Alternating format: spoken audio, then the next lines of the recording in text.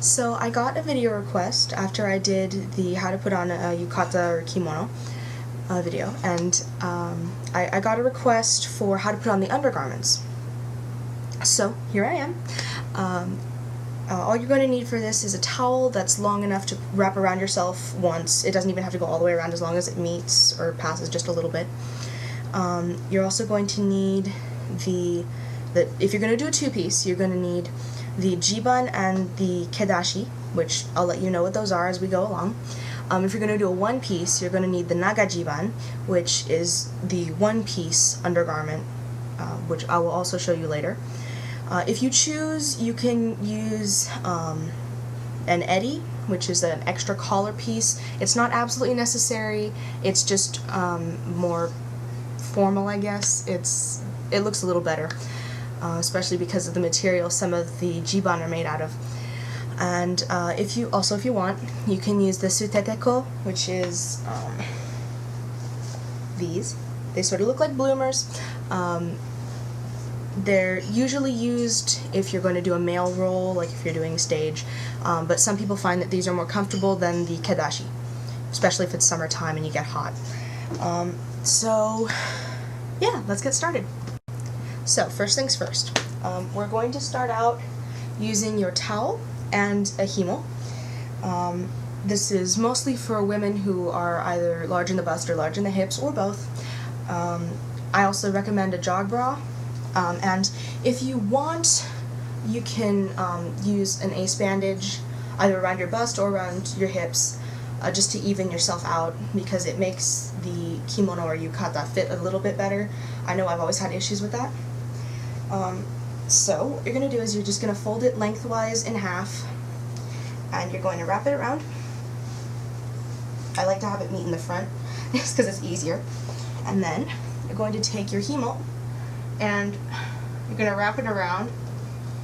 Your himo should be long enough to wrap around you twice, and you're probably going to want to have it up here and down here, just so that it keeps itself contained. And make sure it doesn't fall off.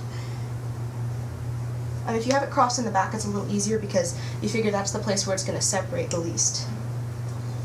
So I'm going to tie that in a bow, just easier, and just fix it as you go. You might want to pull it tighter. And for those of you who are doing this with us, you're probably looking at yourself in the mirror going, "Oh my god, I look fat." Don't worry. Once you get everything on, you won't. So what we're going to do next is we're going to take our kedashi, which basically just looks like a big sheet.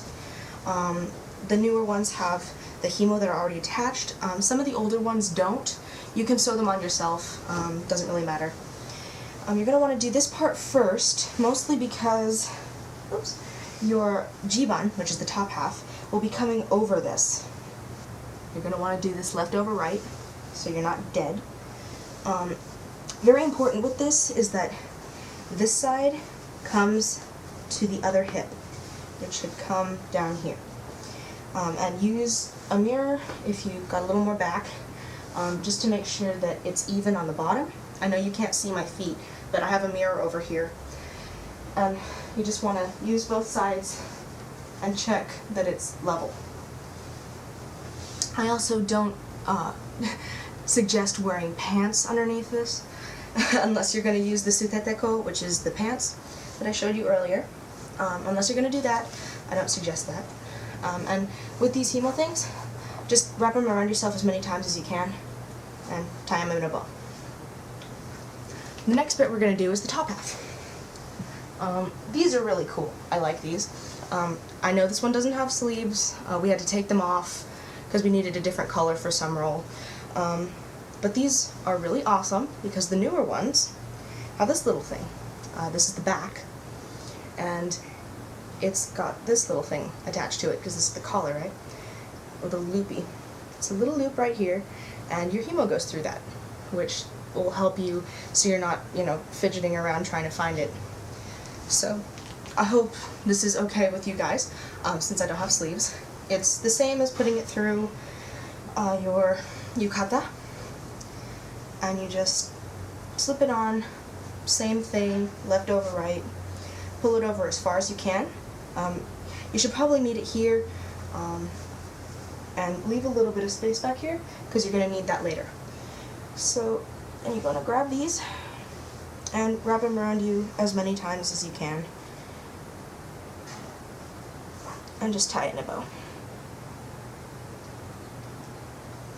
Now, okay, so this is our finished product basically. If you have an eddy, which I don't, because my sister just came back from Hawaii and she left all her stuff there. The eddy is basically a T. It just looks like that. This part of the T goes around your neck, and this part goes down your back. You just take a himo, wrap it around, make sure it's tied down. It's the same thing, left over right, always. And yeah, that's basically it. Let's see, I promised I would show you all the different parts. I believe I mentioned this is the suteteko, that's the bloomers. And this I think is very cool. This is the Naga-jiban, which is, the full piece, which would just go over like this if I wasn't wearing this again. This way. And you would just tie it down.